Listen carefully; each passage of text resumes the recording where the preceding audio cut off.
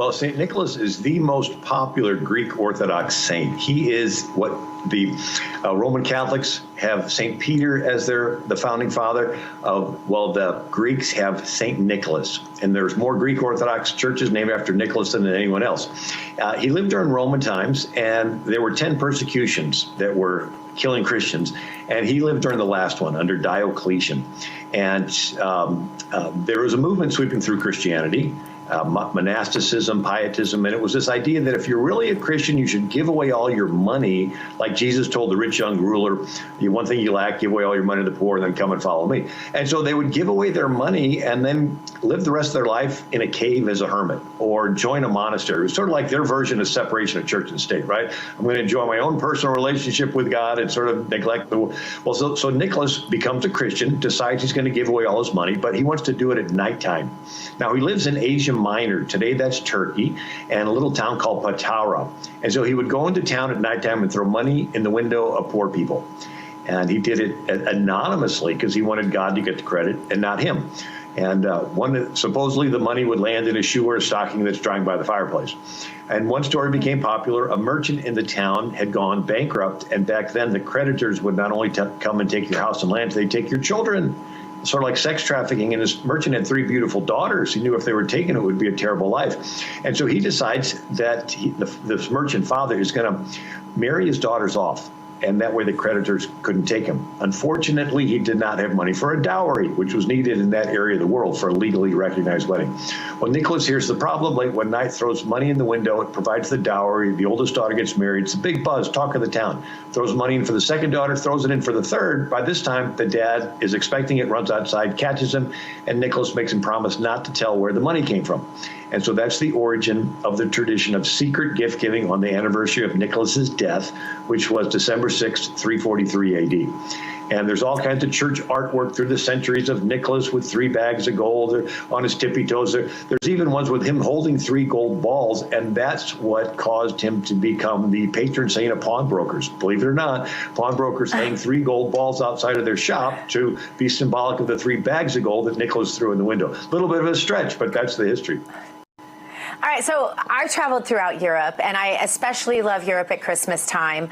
So many of the countries over there, unfortunately, have fallen to a pretty bad part of socialism, but they still have such the market cornered, in my opinion, on how you celebrate Christmas, and that they have these wonderful Christmas markets, these Weihnachtsmarkts.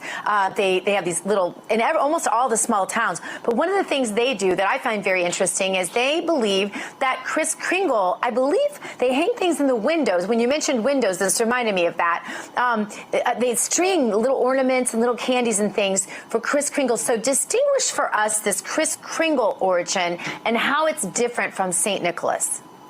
Right. So the Muslims invade what is today Turkey and would destroy churches and libraries and art and museums. We have to remember that in 846 AD, 11,000 Muslim warriors invaded Rome and destroyed the bones of St. Peter and St. Paul. Anyway, so in 1087, they're coming into Asia Minor. They move the bones of Nicholas to Italy. A pope dedicates the church. His name is Urban II. He's the same one that calls for the European kings to send help. They do. It's called the First Crusade. Anyway, now that Nicholas's remains and traditions are in Italy, the gift giving becomes so popular that St. Francis of Assisi in the 1200s sort of like has this idea that we're getting too materialistic. We need to get back to the reason for the season. He invents the creche scene, the nativity scene. So whenever you see Jesus, Mary, Joseph, donkeys in the manger, that goes back to St. Francis of Assisi. But then you have the Reformation, 1517, Martin Luther. By this time, there's a saint's day for every day of the year, and churches have relics and icons and side altars, and he considers this a distraction from Jesus. And so Martin Luther cleans out the churches and ends the saints' days, including the popular St. Nicholas Day, but all the Germans like the gift giving. So Martin Luther moves the gift giving to December 25th and says all gifts come from the Christ child. And the German pronunciation of Christ child is Christkindl. Like kindergarten, kindercare, kind means child, Christ means Christ. And so they would, on December 24th, they say the Christkindl's coming. And over the years, Christkindl got pronounced Kris Kringle. So Kris Kringle is really Kris Kindle, which is German for Christ child. And then there's the so whole it's part of literally the a tree. mispronunciation. That's hilarious. I didn't know that. And Bill, I read your stuff, as you know, and I've had you on my shows, I think, going back. How many years, Producer Jason, have we been having Bill Federer on our shows? 12 or 13. 12 or 13 years, and I've known Bill even longer than that, and I don't know if I forgot that part of the story or what, but I don't think I realized it was a mispronunciation. All right, Bill, we know the famous Coca-Cola depiction of Santa with the big belly and the red suit and the white beard, which I keep telling Jason, he's almost there. He's just got to get the beard white, and then he's got the Santa Claus thing down pat. Watch it. But they weren't the first to draw Santa like that, were they? Right. So the Dutch. So Santa Claus is the Dutch pronunciation of Saint Nicholas, Nicolaus. Right. And so the Dutch embellished it. So many of you are familiar with the Catholic saying St. Peter's at the gates of heaven. Well, the Dutch do a take on the book of Revelation, that Jesus will return at the end of the world to judge the living and the dead riding a white horse. And the saints will be coming with him riding white horses. And St. Nicholas is one of the saints, so he will be one of those riding a white horse. But he's so special, he gets to come back once a year for a little mini judgment, a little checkup on the kids, make sure they're on the right track, see who's naughty, see who's nice. And so in Holland, every year they have St. Nicholas coming riding on a white horse, dressed as a bishop to check up on the kids. And over the years, saints come from where? Heaven? Well, that turns into the North Pole. And in Norway, they didn't have horses, so he's riding a reindeer. And the Lamb's Book of Life and Book of Works turned into the Book of the Naughty and the Nice, and the angels turned into the elves. And so you can sort of see where it gets a little embellished there. Well, it was the Dutch that settled New Amsterdam, which became New York.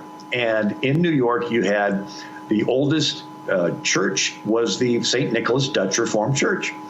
And later turned into the Marble Collegiate Church, and Norman Vincent Peale was the pastor, and lots of famous people went to the church, including Donald Trump. So the Dutch in New York, Roosevelt is a Dutch name.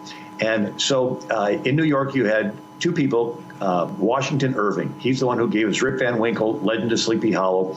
He writes Dietrich Knickerbocker's History of New York from the beginning of the Dutch settlement to the end of the dynasty. And he talks about Gotham City. He talks about St. Nicholas visiting once a year, throwing out presents to his favorites. But he describes him not in a bishop's outfit, but in a Dutch outfit. Long trunk hose, leather belt, stocking hat. And then in New York, 1823, you have Clement Moore. His family donates land for an Episcopal seminary. He's a Hebrew professor. There's a Clement Moore Park in New York. And he writes a poem for his children, a visit from St. Nicholas. And we all know it. 'Twas the night before Christmas, all through the house, not a creature was stirring, not even a mouse. Stockings were hung by the chimney with care in hopes that St. Nicholas would soon be there. So he's still St. Nicholas. He just sort of shrunk. And then the Civil War, you have an illustrator, Thomas Nast gave us the Republican elephant, Democrat mule. He did the first picture of St. Nicholas speaking to the Union troops with a North Pole sign in the background, and it was a political jab at the South. Finally, you get Coca-Cola, Haddon Sundblom, artist. He's the one that gave us Quaker Oats Man, Aunt Jemima syrup, and he does a painting of St. Nicholas, now full grown again, drinking Coke, and does it every year for 30 years. And Coca-Cola pioneered mass marketing, and so that's the best trademark name in the world. But if you go back to the beginning, there really was a guy who loved Jesus, became a Christian, gave away his money to help the poor, and that's who we remember this Christmas time. In addition to the real story that Jesus was born in the manger.